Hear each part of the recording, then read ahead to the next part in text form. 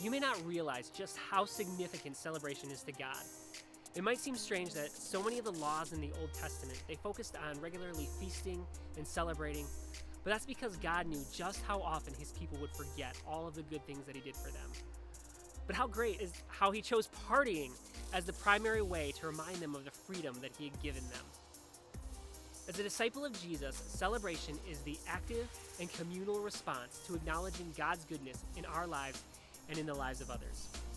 When I say active, I mean that we're not just merely spectators sitting and watching, but rather we are participants in the festivities.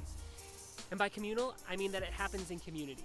It happens with our friends, with our neighbors, with children, even with strangers.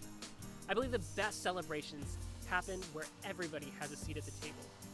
So I'd love to share with you real quick, just some quick tips as you celebrate God's goodness together in community. First, make sure you plan and prepare. We can see all throughout the Bible that God was very concerned about all of the planning and the prep that went into the festivals.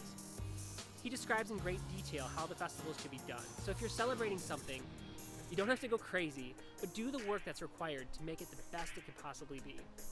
Next, make food a focal point. Almost all of the festivals and the celebrations in the Bible, they centered on a meal. The great thing about food is that it tends to be the great equalizer.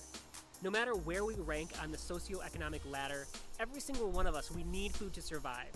So make sure that when you gather, it's around a good meal and make sure that it's available to everyone.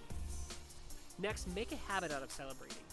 When God commanded his people to remember through celebration, it was never meant to be just a one-time affair. He knew that for them to remember what he did for them, celebration had to be a regular rhythm in their lives. So when it's appropriate, make celebration of something a repeated occurrence. Most importantly, point everything back to God's goodness. The whole point of Christian celebration is to remember God and to remember what he has done for us. Never forget why it's important for us to celebrate in the first place. And finally, just relax and have fun. How great is it that God commands us to have a good time and to enjoy celebrating? If you're not having fun, you're probably not doing it right. So at the end of the day, just relax, take in God's goodness, remember all that he has done for you.